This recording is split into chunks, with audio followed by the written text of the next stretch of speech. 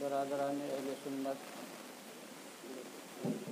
وفاداران مسلک اعلیٰ حضرت، السلام علیکم ورحمۃ اللہ وبرکاتہ۔ وعلیکم السلام ورحمۃ اللہ وبرکاتہ۔ الحمد للہ ذی الجلالہ، والصلاة والسلام علی صاحب الرسالہ، وعلى آلہ واصحابہ ومجتہدی ملتہ اولی الایدی والابصار والنبالہ، اما بعد فاعوذ باللہ من الشیطان الرجیم، بسم اللہ الرحمن الرحیم۔ لا تجد قوما يؤمنون بالله واليوم الآخر يوادون من حاد الله ورسوله ولو كانوا آباءهم أو أبناءهم أو إخوانهم أو عشيرتهم أولئك كتب في قلوبهم الإيمان وأيدهم بروح منه ويدخلهم جنات تجري من تحتها الأنهار خالدين فيها رضي الله عنهم ورضوا عنه أولئك حزب الله ألا إن حزب الله هم المفلحون۔ صدق الله مولانا العظيم وبلغنا رسوله النبي الأمين الحبيب الكريم، ونحن على ذلك لمن الشاهدين والشاكرين والحمد لله رب العالمين۔ سنیم من نعرے اللہ اکبر می زنم، دم زبو بکر و عمر عثمان و حیدر می زنم، قادریم نعرے یا غوث اعظم می زنم، دم ز شیخ احمد رضا خان قطب عالم می زنم، رضویم من نعرے یا اعلیٰ حضرت می زنم، دم ز شیخ حشمت علی خان فرد عالم می زنم۔ آئیے کچھ سننے اور سنانے سے پہلے ہم اور آپ مل کر اپنے آقا و مولا، لمبے لمبے ہاتھوں سے بھیک دینے والے، سنہری جالیوں میں آرام فرمانے والے، اندھیری قبر میں کام آنے والے، مکاں والے لامکاں والے، عرب والے عجم والے، شفاعتی لأہل الکبائر کا نغمہ جاں فضا سنانے والے، میدان محشر میں ہم گناہ گاروں، سیاہ کاروں، بدکاروں کو بخشوانے والے، جہنم سے بچانے والے، جنت میں لے جانے والے، جام کوثر بھر بھر کے پلانے والے، حضور احمد مجتبیٰ جناب محمد الرسول اللہ، ارواحنا فدا صلی اللہ تعالی علیہ وعلی آلہ وسلم کی بارگاہ عرش پناہ میں درود پاک کا نذران محبت پیش کریں۔ اللہم صلی علی سیدنا ونبینا وشفیعنا وحبیبنا مولانا محمد معدن الجود والکرم وآلہ الکرام وابنہ الکریم وامتہ الکریمۃ وبارک وسلم۔ امام اہل سنت، مجدد اعظم دین و ملت، عظیم البرکت، رفیع الدرجت، آقائے نعمت، دریائے رحمت، امام عشق و محبت، کنز الکرامت، جبل الاستقامت، حامی سنت، ماحی شرک و بدعت، قاطع کفر و ضلالت، آیت من آیات اللہ، معجزۃ من معجزات رسول اللہ، سیدی آقائی مولائی ملجائی سرکار اعلیٰ حضرت فاضل بریلوی رضی اللہ تعالی عنہ ارشاد فرماتے ہیں، عرش کی عقل دنگ ہے، چرخ میں آسمان ہے۔ عرش کی عقل دنگ ہے، چرخ میں آسمان ہے، جانے مراد اب کدھر، جانے مراد اب کدھر، ہائے تیرا مکان ہے۔ نبی کی عظمت، نبی کی رفعت، نبی کی شان، نبی کا مقام و مرتبہ ہم اور آپ سمجھ سکتے ہیں؟ یہ عقل کا اندھا دیو کا بندہ کہتا نبی ہماری طرح ہے، معاذ اللہ رب العالمین۔ اور اپنی کتاب تحذیر الناس میں لکھتا ہے کہ انبیاء اپنی امت سے ممتاز ہوتے ہیں تو صرف علم میں ممتاز ہوتے ہیں، باقی رہا عمل تو امتی کبھی کبھی برابر ہو جاتے ہیں بلکہ بڑھ جاتے ہیں، معاذ اللہ معاذ اللہ۔ یہ بڑھنے کا دعویٰ کرے، اور یہاں معاملہ یہ ہے کہ نبی کی عظمت یہ ہے کہ عرش کی عقل دنگ ہے، چرخ میں آسمان ہے۔ اب چرخ میں بھی آسمان، عرش کی عقل دنگ، جانے مراد یعنی یا رسول اللہ اب کدھر، جانے مراد اب کدھر، عرش بھی دنگ ہے، آسمان بھی چکر میں ہے کہ اب نبی کا مقام و مرتبہ کیا ہے، اب کدھر، ہائے تیرا مکان ہے۔ جب نبی معراج میں تشریف لے گئے، آسمان سے بھی آگے گئے، عرش سے بھی آگے گئے، سدرہ سے بھی آگے بڑھے، وہ مقام اس نبی تشریف لے گئے جہاں جگہ نہیں ہے، جہاں مکان نہیں ہے، وہ لا مکان ہے، خدا کے قرب خاص میں گئے۔ اب جب اس مقام میں پہنچے، اب عرش بھی چکر میں ہے، آسمان بھی دنگ ہے، عرش کی عقل بھی دنگ ہے، نبی ہے کہاں، مکان میں ہو تو پتا چلے، یہ تو مکان سے پار ہے، مکان سے نکل چکا ہے، لا مکان میں ہے۔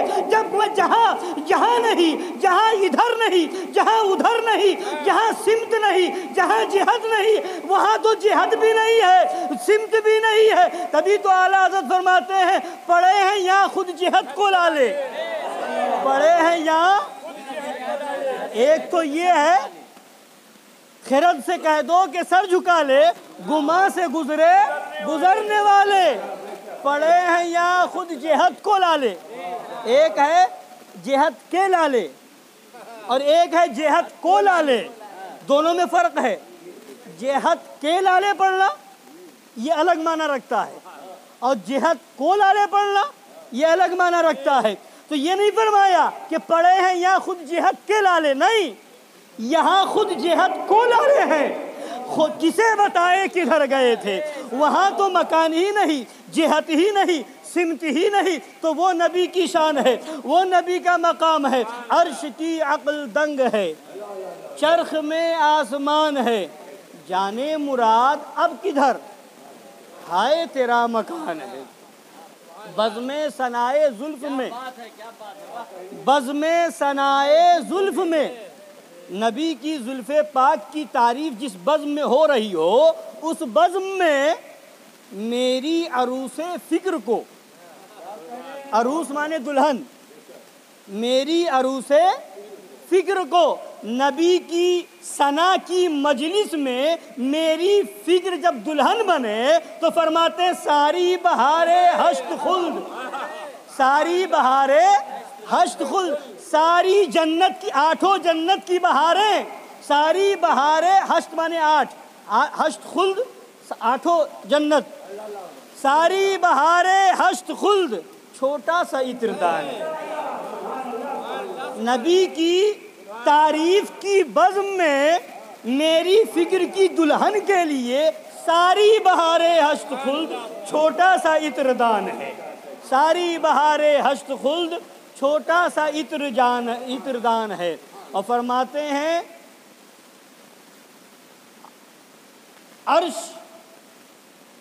عرش کی عقل دنگ ہے، چرخ میں آسمان ہے، جانے مراد اب کدھر، ہائے تیرا مکان ہے۔ اور فرماتے ہیں کہ جان ہے وہ جہان کی، جان ہے تو جہان ہے، جان ہے وہ جہان کی، جان ہے تو جہان ہے، وہ جو نہ تھے تو کچھ نہ تھا، وہ جو نہ ہو تو کچھ نہ ہو، جان ہے وہ جہان کی، جان ہے تو جہان ہے۔ میرے آقا جو ہے ساری کائنات کی جان ہے، یہ دنیا موجود ہے تو یہ خود اس بات کی دلیل ہے کہ میرے آقا باحیات ہیں۔ آقا نہ تھے تو کچھ نہ تھا، اور آقا نہ ہو تو کچھ نہ ہو، اس لیے کہ میرے آقا کائنات کی جان ہے۔ جب جان ہوگی تو جسم ہوگا، جب جان نہ ہوگی تو جسم بیکار ہے، تو میرے آقا ساری کائنات کی جان ہے۔ تو فرماتے ہیں وہ جو نہ تھے تو کچھ نہ تھا، وہ جو نہ ہو تو کچھ نہ ہو، جان ہے وہ جہان کی، جان ہے تو جہان ہے۔ عرش پہ تازہ چھیڑ چھاڑ، عرش پہ تازہ چھیڑ چھاڑ، فرش میں طرفہ دھوم دھام، کان جدھر لگائیے تیری ہی داستان ہے، کان جدھر لگائیے تیری ہی داستان ہے، خوف نہ رکھ رضا ذرا تو ہے عبد مصطفیٰ، تیرے لیے امان ہے، تیرے لیے امان ہے۔ اور حضور مظہر اعلیٰ حضرت شیر بے شعر سنت فرماتے ہیں جب تجلی کیا کرے کوئی کیوں نہ بے خود ہوا کرے کوئی، جب تجلی کیا کرے کوئی کیوں نہ بے خود ہوا کرے کوئی، اور دوزخی ہے بغیر حب حضور، دوزخی ہے بغیر حب حضور، نبی کی محبت کے بغیر دوزخی ہے، دوزخی ہے بغیر حب حضور، عمر بھر اتقا کرے کوئی، عمر بھر تقوی کرے، عمر بھر نماز پڑھے، روزہ رکھے، حج کرے، زکوٰۃ دے، فرماتے نبی کی محبت کے بغیر دوزخی ہے، نماز پڑھے پھر بھی دوزخی، روزہ رکھے پھر بھی دوزخی، حج کرے پھر بھی دوزخی، کچھ بھی کرے اگر نبی کی محبت نہیں سب بیکار ہے، بغیر دوزخی ہے بغیر حب حضور، عمر بھر اتقا کرے کوئی۔ درود پاک پڑھیں، اللہم صلی علی سیدنا و نبینا و شفیعنا و حبیبنا مولانا محمد معدن الجود والکرم و آلہ الکرام و ابنہ الکریم و امتہ الکریمۃ و بارک وسلم۔ حضرات گرامی، خطبہ مسنونہ کے بعد میں نے قرآن مقدس کی آیت کریمہ پڑھی، لا تجد قوما یؤمنون باللہ والیوم الآخر یوادون من حاد اللہ ورسولہ، اس قوم کو جو ایمان لائے، وہ قوم جو ایمان لائے اللہ پر اور آخرت کے دن پر، نہیں پاؤ گے ایسوں سے محبت کرتے ہوئے جو اللہ و رسول کے مخالف ہیں۔ ایمان والی قوم کو گستاخ خدا و رسول سے محبت کرتے ہوئے نہ پاؤ گے، وَلَوْ كَانُوا آبَاءَهُمْ، اگرچہ وہ ان کے باپ ہی کیوں نہ ہو، او ابناءہم، اگرچہ وہ ان کے بیٹے ہی کیوں نہ ہو، او اخوانہم، اگرچہ وہ ان کے بھائی ہی کیوں نہ ہو، او عشیرتہم، اگرچہ وہ ان کے خاندان والے ہی کیوں نہ ہو۔ آج اگر کوئی گستاخی فرانس میں کر رہا ہے تو ہندوستان میں احتجاج کیا جا رہا ہے، اگر کوئی گستاخی افریقہ اور امریکہ میں نبی کی شان میں کرتا ہے تو لوگ یہاں جلوس اور احتجاج نکالتے ہیں۔ آج کیا احتجاج اور جلوس صرف اس کے لیے ہے جو کھل کے گستاخی کرے، جو علل اعلان کرے، جو کھل کے قرآن کا انکار کرے، قرآن کی آیتوں کو نکالنے کی بات کرے؟ یہ تو کھل کر کے آ گیا، جس کا آج پوری دنیا میں لوگ، پورے ہندوستان میں خاص طور سے رد کر رہے ہیں۔ جو رافضی اور شیعہ ہے جانتے نہیں، یہ تو کھل کر کے آ گیا، مگر کسے نہیں معلوم کہ ان رافضیوں کا عقیدہ ہی یہی ہے کہ قرآن نامکمل ہے، قرآن ناقص ہے، تو قرآن کو تو وہ نامکمل پہلے سے مان رہا تھا۔ پورے رافضی اور شیعہ اپنے آپ کو کہنے والے یہ قرآن کو ناقص پہلے سے مانتے ہیں، مگر جب تک وہ کھل کر کے زبان سے نہ کہا، جب تک کہ علل اعلان اس نے کورٹ میں جو ہے بات اپنی نہ پہنچائی، اس وقت تک لوگ بہت سے ایسے بھی ہیں رافضی کے ساتھ بیٹھ رہے ہیں، کھا رہے ہیں، پی رہے ہیں، اٹھنا بیٹھنا ہو رہا ہے، رشتہ ناتا ہو رہا ہے، شادی بیاہ میں بلا رہے ہیں، دعوت میں جا رہے ہیں، رافضیوں کے ساتھ بیٹھ رہے ہیں، اور جب وہی بات جو ان کے عقیدے میں شامل تھی، جو ان رافضیوں کا عقیدہ ہے، جو ان کا دین ہے، جو ان کا دھرم ہے، وہی کفر اس نے بک دیا ہے، وہی وہ سپریم کورٹ تک لے کر کے گیا ہے۔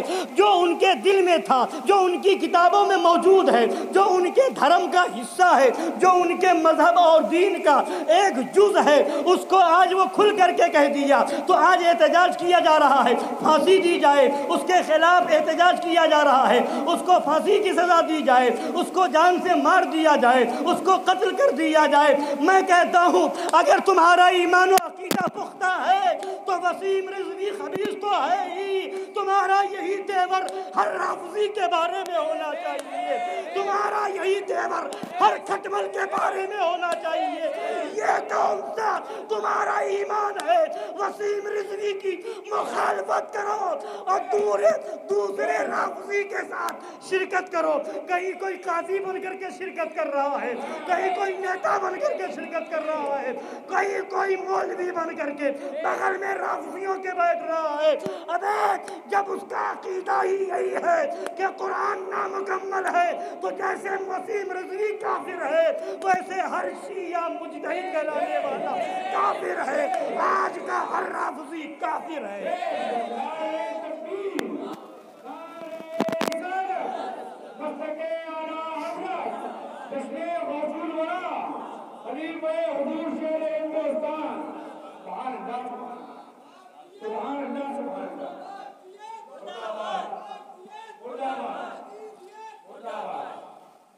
سرکار اعلیٰ حضرت رضی اللہ تعالیٰ عنہ فتاوی رضویہ شریف میں فرماتے ہیں ان رافضیوں کا جو کفر ہے ان میں سب سے بڑھ کر کے کفر یہ ہے, بہت مشہور ان کا کفر یہ ہے, فرماتے ہیں قرآن عظیم کو ناقص بتاتے ہیں. یہ رافضی جو ہے قرآن عظیم کو ناقص بتاتے ہیں. کوئی کہتا ہے اس میں سے کچھ صورتیں امیر المومنین عثمان غنی ذو النورین یا دیگر صحابہ یا اہل سنت رضی اللہ تعالیٰ عنہم نے گھٹا دیں, معاذ اللہ.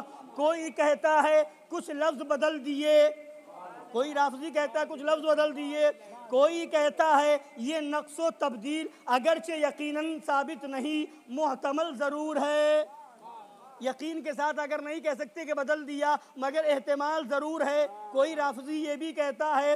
اور جو شخص قرآن مجید میں زیادت یا نقص یا تبدیل, کمی بیشی یا بدلنے کسی طرح کے تصرف بشری کا دخل مانے, کوئی یہ مان لے کہ اس میں کمی ہو گئی ہوگی, اس میں کمی ہوگی, زیادتی مان لے یا کمی مان لے یا کسی طرح کا کسی انسان کے دخل کو مان لے, فرماتے یا اسے محتمل جانے بالاجماع کافر مرتد ہے.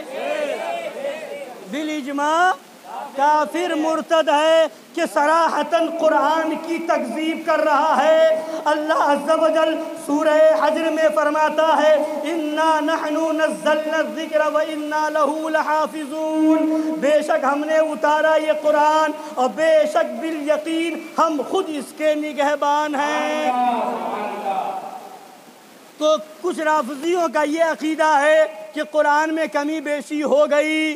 کچھ رافضیوں کا یہ عقیدہ ہے کہ اس میں کچھ صورتیں گھٹا دی گئیں. کچھ رافضیوں کا یہ عقیدہ ہے کہ کچھ لفظ بدل دیے گئے. کچھ رافضیوں کا یہ عقیدہ ہے کہ اگر یقینی طور پر نہ بدلا گیا ہو مگر احتمال ہے کہ بدل دیا گیا ہوگا.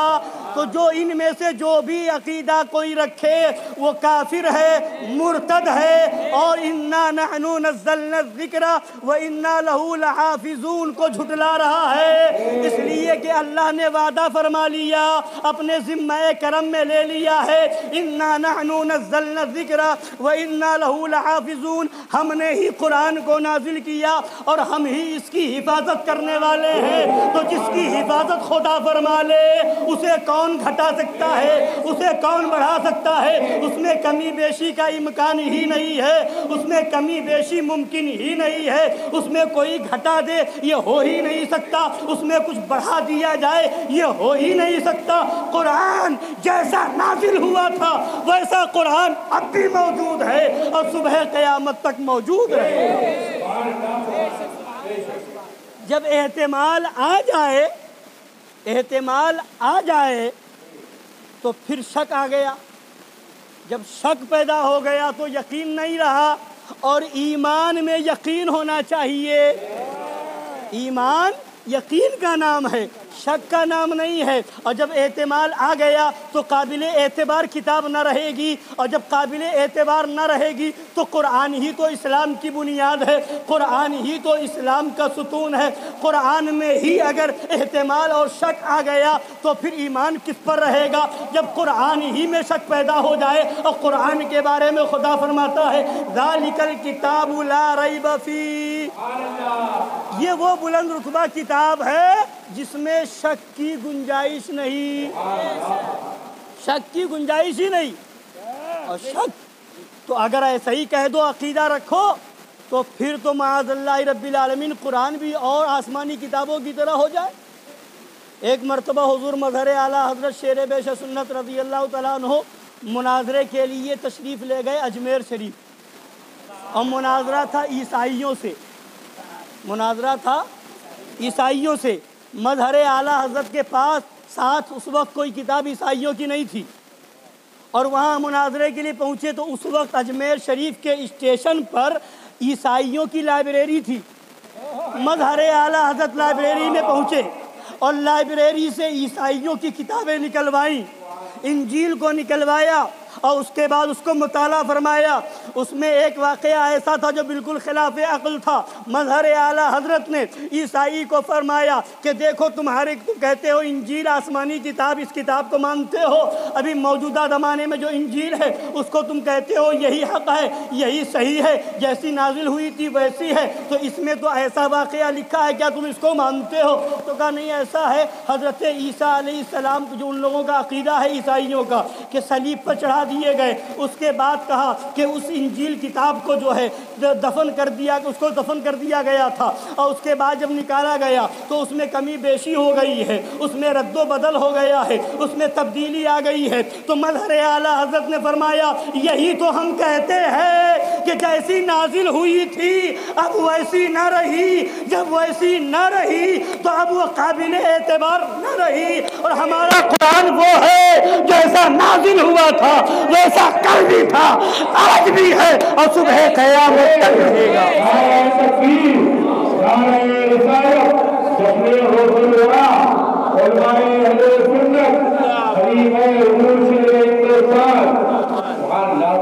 اور کیا احتجاج صرف انہی لوگوں کے لیے جو کھل کر کے بکواس اور گستاخی کرے، جو کھل کر کے کچھ بات کرے، اپنی کتابوں میں جو عقیدہ چھاپے قرآن کے خلاف، حدیث کے خلاف، کیا ان کا بائیکاٹ نہیں کیا جائے گا؟ جو اپنی کتابوں میں، اپنے مدرسوں میں جو کفریہ عقیدہ پڑھائے اور پھیلائے، کیا ان سے دوری اختیار نہ کی جائے گی؟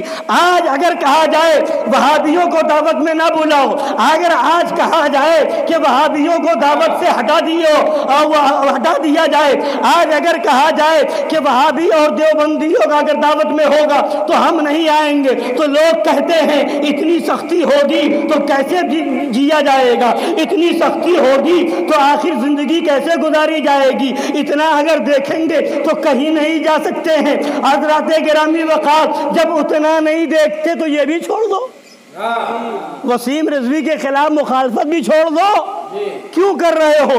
ارے اس نے کھل کر کے کہہ دیا ہے، کیا نبی کے علم کو جانوروں، بچوں، پاگلوں کی طرح بتانا، کیا یہ قرآن کا انکار نہیں ہے؟ کیا نبی کے علم سے نبی کے عمل سے امتی کے عمل کو بڑھانے کی بات کرنا، کیا یہ قرآن کا انکار نہیں ہے؟ کیا یہ ضروریات دین کا انکار نہیں ہے؟ کیا نبی کو مر کر مٹی میں ملنے والا یہ قرآن کا انکار نہیں ہے؟ کیا جو یہ عقیدہ رکھے کہ دوسرا نبی پیدا ہو سکتا ہے، کیا یہ قرآن کا انکار نہیں ہے؟ معاذ اللہ جو نبی کو بے بس مجبور کہے، کیا یہ قرآن کے خلاف نہیں ہے؟ کیا یہ قرآن کا انکار نہیں ہے؟ یہ بھی قرآن کا انکار ہے، وہ بھی قرآن کا انکار ہے۔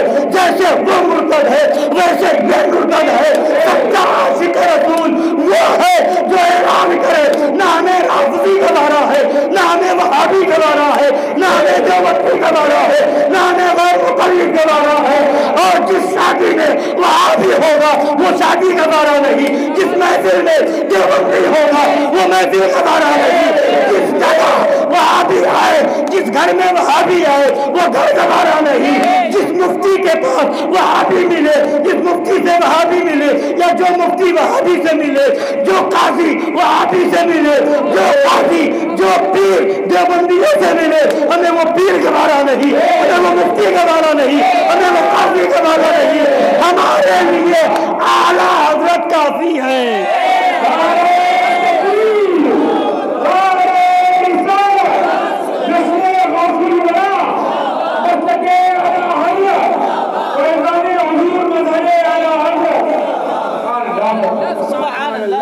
یہ کیا وہابیوں کا عقیدہ قرآن و حدیث کے مطابق ہے؟ کیا دیوبندیوں کا عقیدہ قرآن کے مطابق ہے؟ کیا یہ قرآن کے منکر نہیں ہے؟ انہوں نے بھی تو بدلنے کی کوشش کی ہے، اور بلکہ اسلام کے نظام کو درہم برہم کرنے کی کوشش کی ہے۔ یہ اپنے آپ کو اہل حدیث کہلانے والے، یہ اپنے آپ کو اہل حدیث کہنے والے اہل حدیث، یہ غیر مقلد، یہ کون ہے؟ ان کا عقیدہ کیا ہے؟ کہتے ہم اہل حدیث ہیں، مگر ان کی حدیث دانی کو مظہر اعلیٰ حضرت نے ایک جگہ مناظرے میں ایسا اجاگر فرمایا۔ ادھر غیر مقلد مولوی تھا جس کا نام عبد الرحیم تھا، پنجاب میں مناظرہ ہو رہا ہے، شیر بے شیر سنت مناظرہ فرما رہے ہیں۔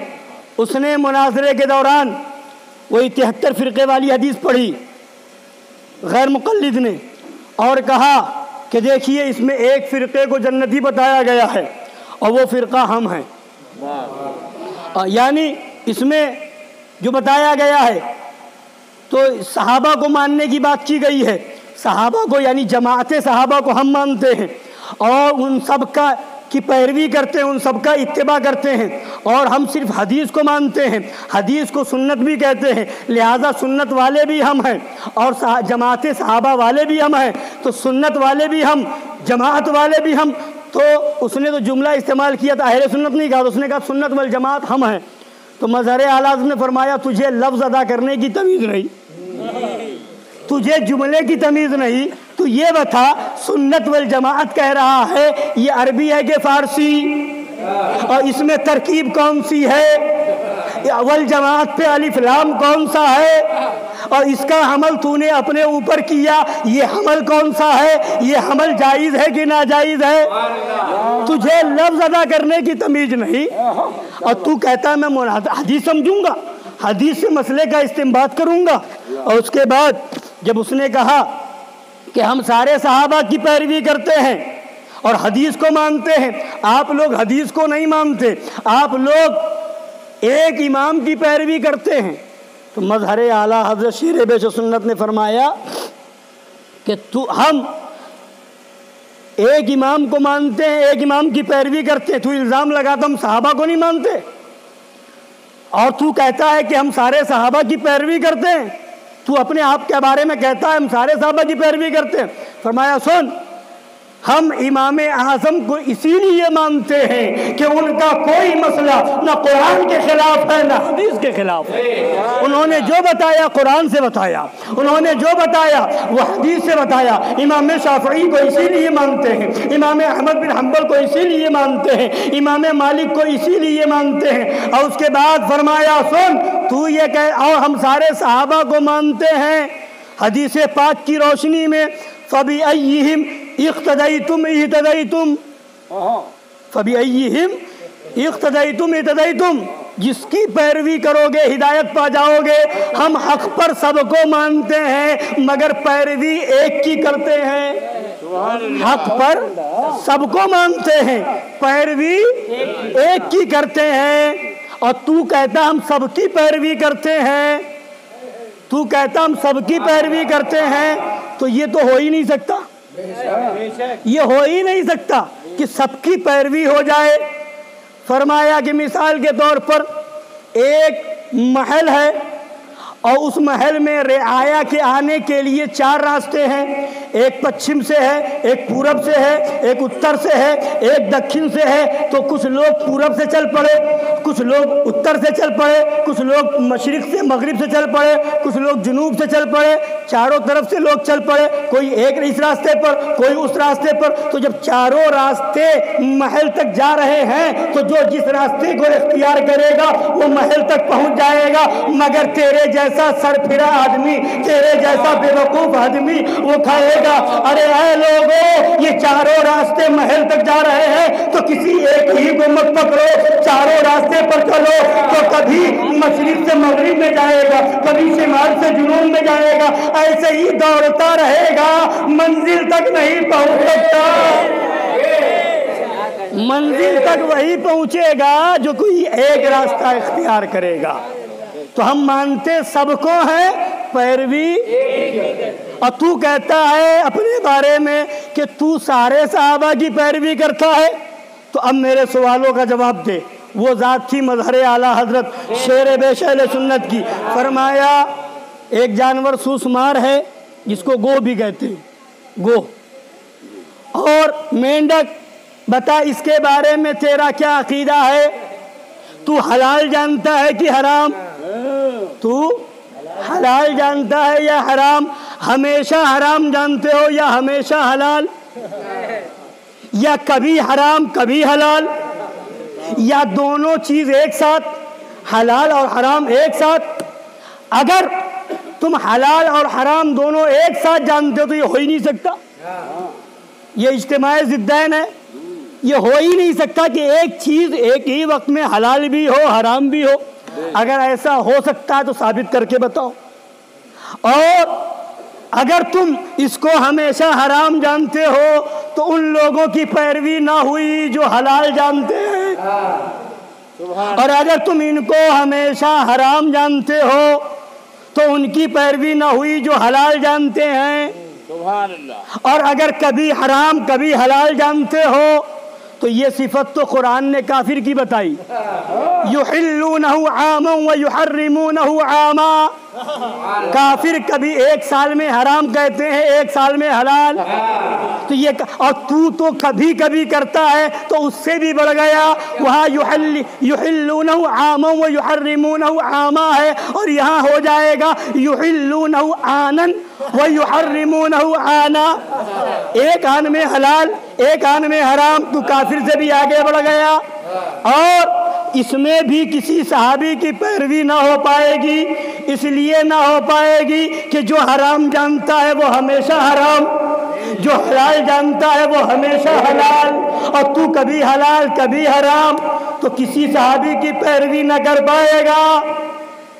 और हम अहले सुन्नत एक का दामन थामते हैं, इसलिए कि हदीस में है फबिअय्यिहिम इक़्तदैतुम इह्तदैतुम।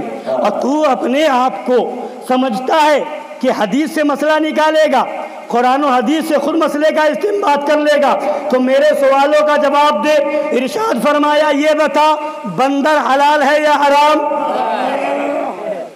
बंदर हलाल है या हराम ये बता। कुरान में तो आया इन्नमा हर्रमा अलैकुमुल मैतता वद्दमा व लहमल खिंजीर। खिंजीर के गोश्त का आया है हराम, लहमल खिंजीर, खिंजीर का गोश्त अल्लाह ने हराम फरमाया।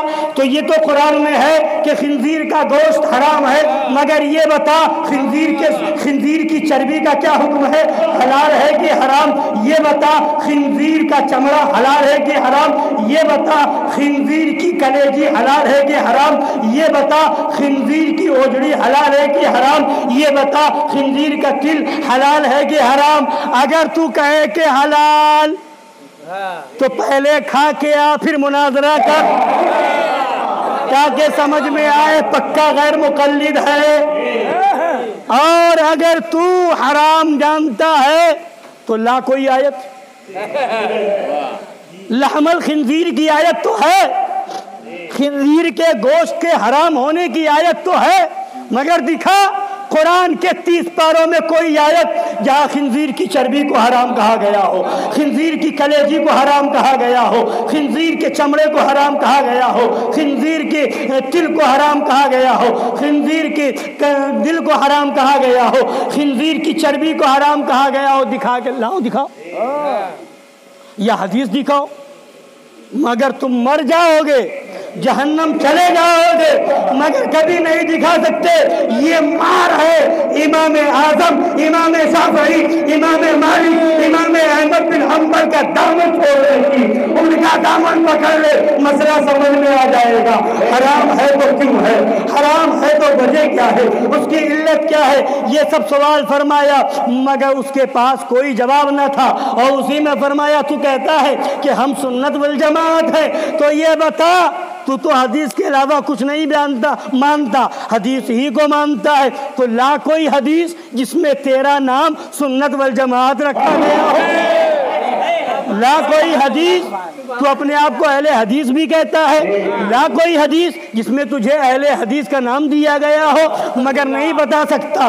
پتا کیا چلا، عقل ہوتی تو خدا سے نہ لڑائی لیتے، یہ گھٹائیں اسے منظور بڑھانا تیرا۔ حضرات گرامی وقار، تو یہ بتانے کا مطلب یہ ہے کہ یہ صرف لیبل لگاتے ہیں کہ ہم اہل حدیث ہیں، یہ لیبل لگاتے ہیں کہ ہم اہل قرآن ہیں، یہ صرف اوپر لیبل لگاتے ہیں کہ ہم قرآن و حدیث کے ماننے والے ہیں، مگر حقیقت یہ ہے کہ نہ یہ قرآن کو مانتے ہیں نہ حدیث کو مانتے ہیں۔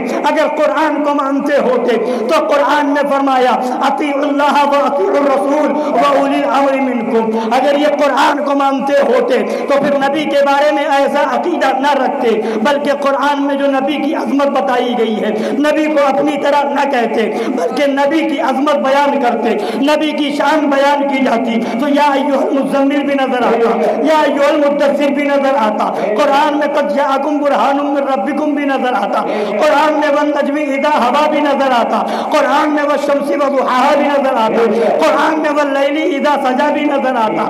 حضرات گرامی وقار، تو پتہ کیا چلا، حقیقت یہ ہے کہ قرآن کو اگر سچا ماننے والا کوئی ہے وہ صرف اہل سنت و جماعت ہے، وہ صرف سنی بریلوی ہے، اور جتنے ہیں نہ یہ قرآن کو مانتے ہیں نہ حدیث کو مانتے ہیں۔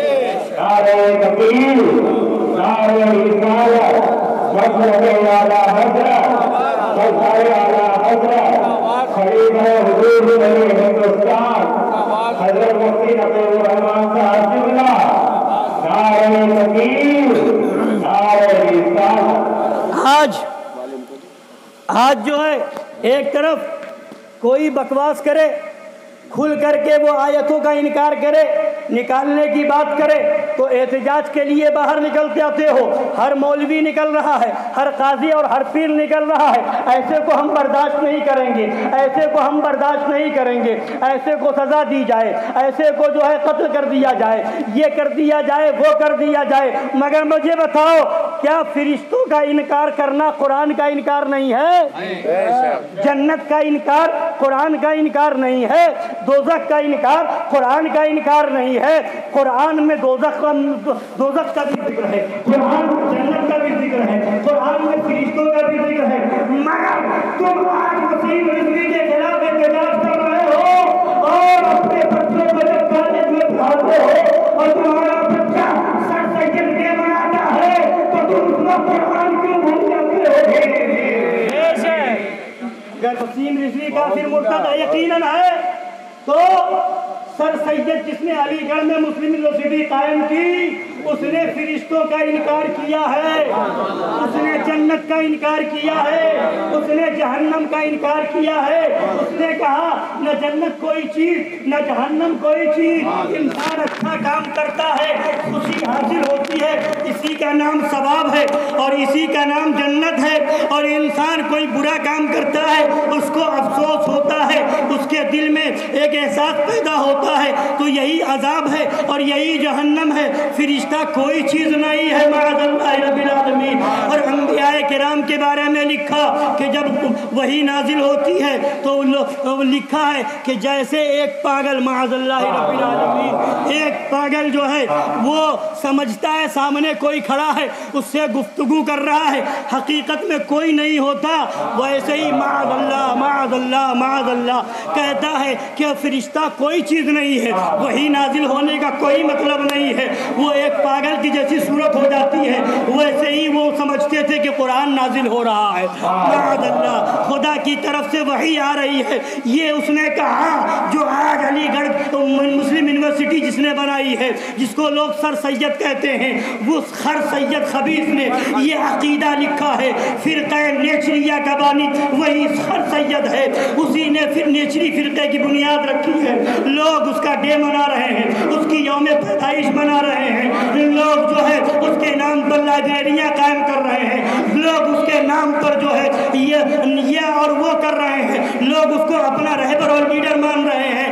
وہ بھی تو کافر اور مرتد ہے۔ آخر اس کے کفر و مرتدات سے کون بچائے گا؟ اس کی گمراہیت سے کون آگاہ کرے گا؟ اگر تمہارے اندر اسلام کی بنیاد پر نفرت ہے تو جہاں رافضیوں سے نفرت ہو، وہابیوں سے نفرت ہو، دیوبندیوں سے نفرت ہو، تو وہی نام نہاد سر سید علی گڑھی سے بھی نفرت ہونی چاہیے، وہی ذاکر نائک سے بھی نفرت ہونی چاہیے، اس خبیث طارق زلیل سے بھی نفرت ہونی چاہیے جو طارق زلیل مردود جہنمی حضرت یوسف علیہ السلام کی توہین کرتا ہے اور کہتا ہے معاذ اللہ، سنبار معاذ اللہ، کہ ان کے چہرے کو سیاہ کیا گیا معاذ اللہ اور ان کو گدھے پر بٹھایا گیا معاذ اللہ، استغفر اللہ۔ اس خبیث پاکستانی کتے طارق زلیل نے نبی کی توہین کی اور اس کے بعد بھی لوگ طارق زلیل کی تقریریں سن رہے ہیں۔ بہت اچھا بیان کرتا ہے، بہت اچھی اسپیچ دیتا ہے۔ سنو، یہ سب وہی جہنمی کتے ہیں کہ یہ بھی جہنم میں جائیں گے اور جو ان کے فالوور ہیں وہ بھی جہنم میں۔ اہل البدع کلاب اہل النار۔ اور یہ طارق زلیل نے آج توہین کی ہے، ان وہابیوں دیوبندیوں کے مولویوں نے پہلے ہی توہین کی تھی۔ اور کہا تھا محمود حسن دیوبندی نے جب اس کا پیر مر گیا تھا، رشید احمد گنگوہی مر گیا تھا، تو اس نے لکھا تھا قبولیت اسے کہتے ہیں، مقبول ایسے ہوتے ہیں۔ قبولیت اس کے مرنے پر مرثیہ لکھ رہا ہے۔ محمود حسن دیوبندی مرثیہ لکھ رہا ہے رشید گنگوہی کے مرنے پر۔ اس میں شعر کہتا ہے قبولیت اسے کہتے ہیں، مقبول ایسے ہوتے ہیں عبید سود کا۔ عبید مانے بندے، عبد کی جمع ہے، سود مانے کالے کالے۔ عبید سود کا مطلب ہوا کالے کالے بندے۔ عبید سود کا ان کے لقب ہے یوسف ثانی۔ رشید احمد گنگوہی کے کالے کالے بندوں کا لقب یوسف ثانی ہے۔ جب کالے کالے بندے اس کے یوسف ثانی ہو گئے تو گورے گورے کا کیا حال ہوگا؟ معاذ اللہ۔ تو اس کے کالے کالے بندے کو یوسف ثانی کہا تو کیا یہ نبی کی توہین نہیں ہو رہی ہے؟ طارق زلیل نے آج توہین کی ہے، اس کا باپ پہلے توہین کر چکا ہے، اور یہ وہی خبیث جماعت ہے، یہ وہی محمود حسن دیوبندی ہے کہ رشید احمد گنگوہی کے مرنے کے بعد یوسف علیہ السلام کی بھی توہین کی، اور اسی نے حضرت عیسیٰ علیہ السلام کی توہین کی، اور کہتا ہے اسی میں مرثیہ میں شعر لکھتا ہے اور کہتا ہے مردوں کو زندہ کیا، زندوں کو مرنے نہ دیا۔ رشید احمد گنگوہی کے بارے میں یہ عقیدہ رکھتا ہے۔ ہمارا عقیدہ ہے نبی ہمارے چاہے زندہ فرما دے، جس کو چاہے موت عطا فرما دے۔ ہمارا عقیدہ ہے کہ بزرگان دین کو اللہ نے وہ پاور دیا ہے کہ اگر وہ نظر قہر فرما دیں، اگر قہر اور غضب کی نظر ڈال دے تو وہ مر جائے، اور جس سے چاہے زندہ فرما دے۔ غوث اعظم نے زندہ فرمایا، دوسرے بزرگان دین نے زندہ فرمایا۔ تو یہ دیوبندی کفر کا فتویٰ لگاتا نظر آتا ہے، شرک کا فتویٰ لگاتا نظر آتا ہے، مگر جب رشید احمد گنگوہی مرا تو محمود حسن دیوبندی نے مرثیہ لکھا اور اس کے اندر یہ شعر لکھا کہ مردوں کو زندہ کیا، زندوں کو مرنے نہ دیا۔ زندوں کو، اور خود مر گیا، اس کے مرنے پہ مرثیہ لکھ رہا اور کہہ رہا زندوں کو مردہ کیا، مردوں کو زندہ کیا، زندوں کو مرنے نہ دیا۔ اس مسیحائی کو دیکھیں، زری ابن مریم، زری لکھا اس میں، ابن مریم یعنی حضرت عیسیٰ علیہ السلام کو چیلنج کر رہا ہے، اے حضرت عیسیٰ، آپ نے مردوں کو زندہ کیا، زندوں کو مرنے سے نہ بچایا، مگر میرا پیر رشید گنگوہی تو مردوں کو زندہ بھی کر رہا ہے اور زندوں کو مرنے سے بچا بھی رہا ہے، اور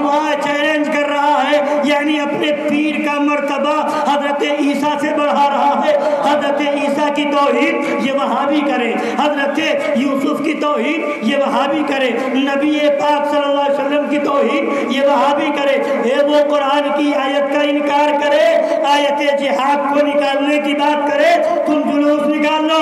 سنو، جلوس اور احتجاج اس کا نام نہیں ہے، بائیکاٹ صرف یہ نہیں ہے کہ ایک دن فوٹو نکال کر کے اخبار کی ہیڈنگ بناؤ، یہ تو تم اپنی شہرت چاہ رہے ہو، یہ سیاست ہو سکتی ہے۔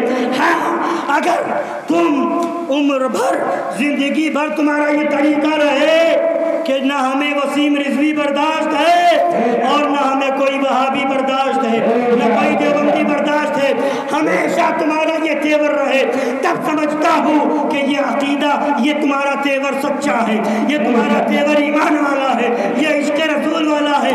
ایک مرتبہ پیپر میں فوٹو چھپا لو، ہمیں برداشت نہیں، اور وہابی کے ساتھ کھانا کھا لو، آیتوں کو نکالنے کی بات کرے تو اس کا بائیکاٹ کیا جائے، اور جو حضرت عیسیٰ کی توہین کرے اس کا بائیکاٹ نہ کیا جائے، جو حضرت یوسف کی توہین کرے اس کا بائیکاٹ نہ کیا جائے، جو نبی کی توہین کرے اس کا بائیکاٹ نہ کیا جائے۔ اس کا بائیکاٹ کب کرو گے؟ اس کا بائیکاٹ ہر لمحہ۔ عاشق رسول صرف پیپر میں نہیں چھپواتا ہے، عاشق رسول اپنی شادی کا کارڈ چھپواتا ہے تو وہاں بھی چھپواتا ہے، ختنے کا محفل ہوتی ہے وہاں بھی اعلان کرتا ہے، گھر میں کوئی محفل ہوتی ہے وہاں بھی اعلان کرتا ہے، اور عاشق رسول ہر جگہ یہی کہتا ہے، جو جان مانگو تو جان دیں گے، جو مال مانگو تو مال دیں گے، مگر یہ ہم سے کبھی نہ ہوگا کہ نبی کا جاؤ۔ نعرہ تکبیر، نعرہ رسالت، مسلک اعلیٰ حضرت، مظہر اعلیٰ حضرت، علماء اہل سنت، خلیفہ حضور شیر ہندوستان، خلیفہ حضور شیر ہندوستان، نعرہ تکبیر، نعرہ رسالت۔ سنیے ایک عبارت سرکار اعلیٰ حضرت رضی اللہ تعالیٰ عنہ کی سن لیجئے، ایمان کو جلا بخشیے، تازگی بخشیے، اور اسی کو اپنا دستور بنائیے، اس کو دل میں بسا لیجئے۔ اعلیٰ حضرت سرکار کی عبارت کو، اعلیٰ سرکار کی کتابوں کو پڑھتے جائیں گے، ایمان میں نکھار پیدا ہوتا ہے۔ فرماتے ہیں مسلمان کا ایمان ہے کہ اللہ اور رسول سے زیادہ کوئی ہماری بھلائی چاہنے والا نہیں، جل جلالہ وصلی اللہ تعالی علیہ وآلہ وسلم۔ جس بات کی طرف تمہیں بلائیں، جس بات کی طرف بلائیں، یقیناً ہمارے دونوں جہان کا اس میں بھلا ہے۔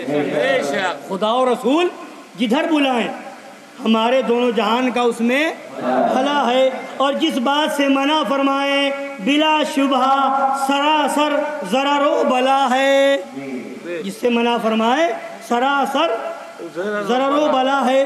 مسلمان صورت میں ظاہر ہو کر جو ان کے حکم کے خلاف کی طرف بلائے، مسلمان صورت، مسلمان صورت میں ظاہر ہو کر جو ان کے حکم کے خلاف کی طرف بلائے، یقین جان لو کہ یہ ڈاکو ہے۔ قرآن و حدیث سے ثابت ہے کہ وہابیوں سے دور رہو، دیوبندیوں سے دور رہو، قادیانیوں سے دور رہو۔ تو اعلیٰ حضرت فرما رہے ہیں جو قرآن و حدیث کے حکم کے خلاف تمہیں بلائے، وہابی کے ساتھ بٹھائے، دیوبندی کے ساتھ بٹھائے، تو کسی صورت میں ہو، قاضی کی صورت میں، مفتی کی صورت میں، پیر کی صورت میں، امام کی صورت میں، کیا ہے؟ بولیے کیا ہے؟ اب پتہ چلا فتاوی رضویہ کی عبارت ذہن میں بٹھا لو، جو قاضی وہابی کے ساتھ بیٹھے وہ کون ہے؟ علل اعلان کہیں وہ جو امام وہابی کا نکاح پڑھائے، فتاوی رضویہ کہہ رہی ہے کون؟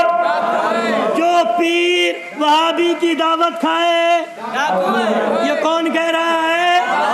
اعلیٰ حضرت نے فرمایا وہ ڈاکو ہے۔ فرماتے ہیں مسلمان صورت میں ظاہر ہو کر جو ان کے حکم کے خلاف کی طرف بلائے، یقین جان لو کہ یہ ڈاکو ہے۔ یقین جان لو کہ وہ ڈاکو ہے، اس کی تعویلوں پر ہرگز کان نہ رکھو، اس کی تعویلوں پر ہرگز کان نہ رکھو۔ رہزن ڈاکو، رہزن مانے ڈاکو، رہزن جو جماعت سے باہر نکل کر کسی کو لے جانا چاہتا ہے ضرور چکنی چکنی باتیں کرے گا۔ آؤ، ارے ابھی موقع ہے، بی جے پی والے مخالف ہیں مسلمانوں کے، تو کیا کانگریس والے تمہارے حمایتی ہیں؟ وہ بھی کافر، وہ بھی کافر، مسلمانوں کے لیے جیسے وہ ہے ویسے وہ ہے۔ تو فرماتے ہیں جو رہزن جو جماعت سے باہر نکل کر کسی کو لے جانا چاہتا ہے ضرور چکنی چکنی باتیں کرے گا، اور جب یہ دھوکے میں آیا اور ساتھ ہو لیا تو گردن مارے گا۔ جماعت سے الگ ہو گیا، ساتھ ہو لیا تو گردن مارے گا، مال لوٹے گا۔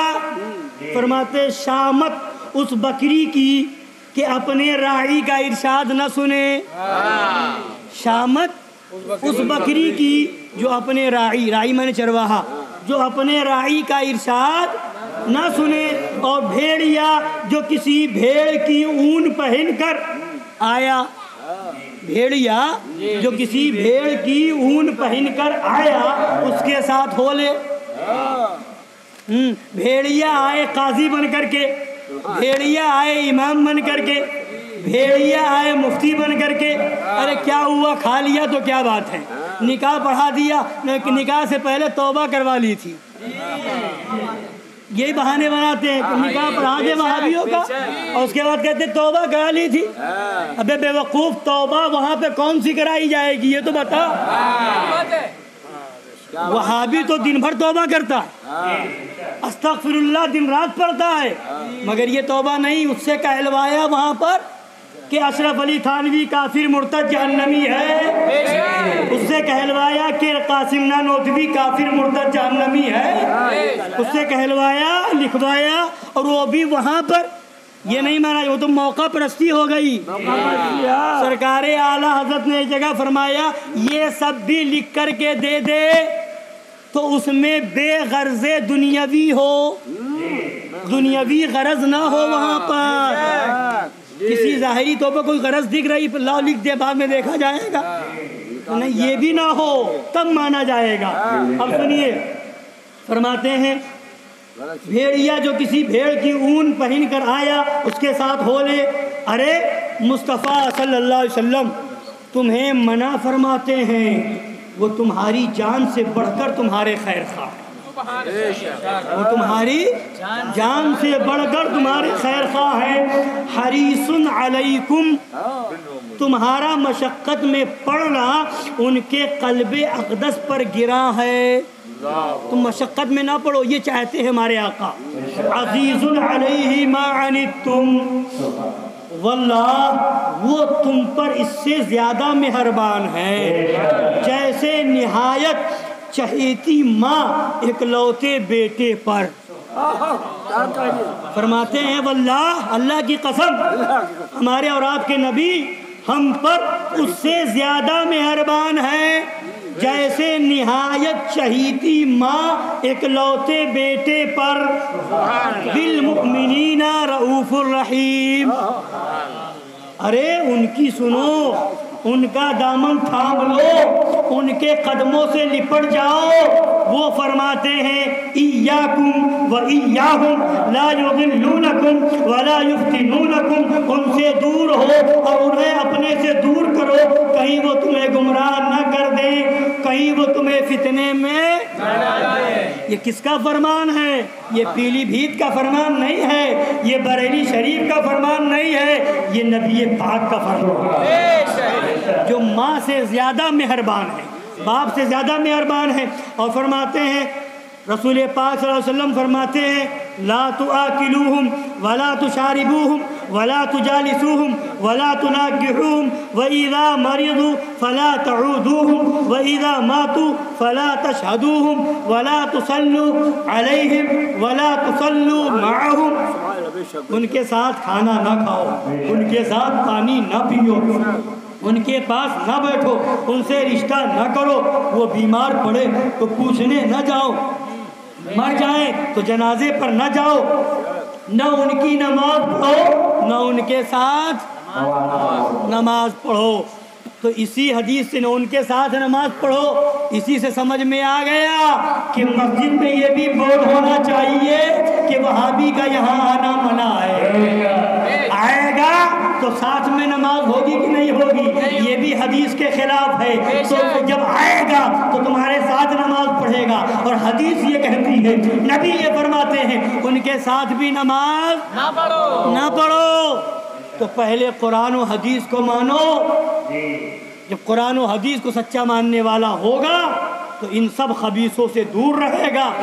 اور سرکار مظہر اعلیٰ حضرت نے ایک جگہ تحریر فرمایا کہ ان خبیثوں کی ہمت و جرأت، آج بہت سے غیر مسلم بھی نبی کی توہین کر رہے ہیں، جگہ جگہ آ رہا ہے۔ کبھی کسی زمانے میں کچھ سال پہلے کملیش تیواری نے کی تھی، یا اور لوگوں نے، کبھی فرانس میں، کبھی ادھر کبھی ادھر، تو فرماتے یہ ان غیر مسلموں کی ہمت و جرأت کیسے بڑھی؟